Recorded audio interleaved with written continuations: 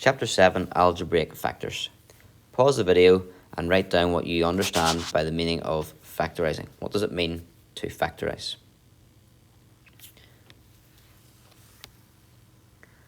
Well, factorising is the process of finding factors of an expression. So it depends on the expression that you have, but it could mean putting it into single brackets or double brackets, depending on the factor that you find. If we take this example here, 15x plus 20, and if you look for factors in both numbers, you can see that 5 is a factor of both numbers. So if you break the 5 off the 15x, that would mean that 15x could be written as 5 times 3 times x. And you can see clearly there 5 is a factor then of 15x. 5 is also a factor of 20 because it can be written as 5 times 4. Hence, 5 is a common factor. You're always looking to take out the highest common factor, not just any factor. In this case, the largest number that goes into 15x and 20 is 5. You then write the 5 outside the brackets, and inside the bracket you need to write down whatever it takes so that when it's multiplied by 5, you get 15x plus 20. So 5 times what would give 15x, 5 times 3x, and 5 times what would give 20. 5 times 4. If you're not sure if you've got it right, you can check your answer by expanding the brackets again. If you expand the brackets, that's one check, but the second check as well is to make sure there's no common factor left inside the bracket. Pause the video and have a go at example 1. In example 1, part A, we have to factorise the following. So we look for our common factor, our highest common factor, which is 3, and then put a single bracket in. 3 times x will give 3x, and 3 times 2 will give 6. So just checking that, expand it out. 3 times x is 3x, 3 times 2 is 6. On the second one, we have 27 plus 18t.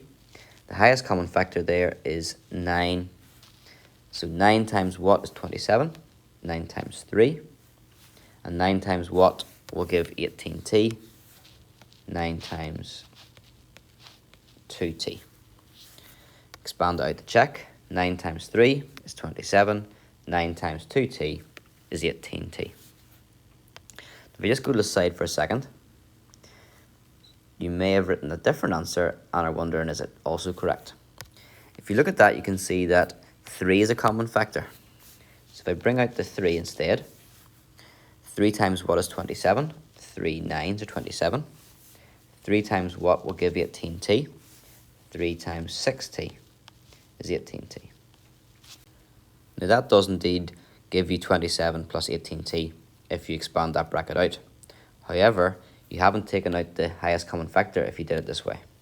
So in the bracket you can see there is still a common factor with the 9 and the 6t. So what you have to do is think, what's the common factor in there? That's a 3, and the 3 would have to come out as well, and then that would become 9. 9 3s, and 9 times 2t. So you need to make sure there's no common factor in there. If there is, you have to keep bringing out the factor. On to part C, we've got 3 common there, but also for the first time, we've got a letter that's common. A is a factor of both terms, so A should be brought out. Now 3a multiplied by what gives 12ac? 3a times 4c. And 3a multiplied by what gives minus 9ab? That'd be minus 3b. Part D. If we're looking for common factors there, number-wise, there's no common factor between 5, 2, and 3. But we do have a common letter there of x. So x is common. And we're going to basically have the same thing, just without the x in it because we've brought the x out. So that is 5, take away 2y plus 3w. And finally, we've got 5x squared plus 20x minus 10.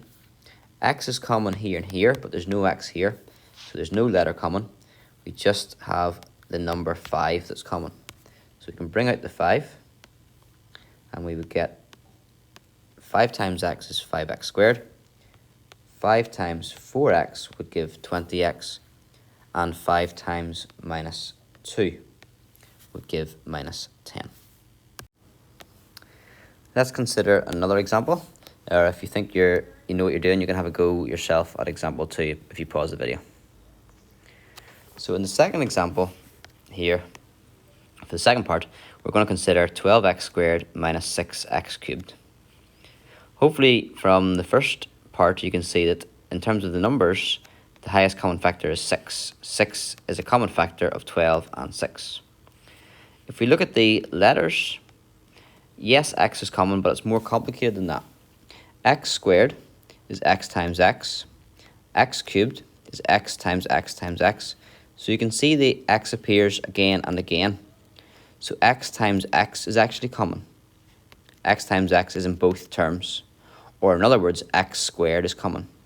So the x times x, the x squared has to come out in front of the bracket also. So that would be 6x squared. And then 6x squared multiplied by what gives 12x squared? 6x squared times 2. And 6x squared times minus x would give you minus 6x cubed. Pause the video and have a go at example 2. In example 2a, we have to factorise 4x squared minus 2xy.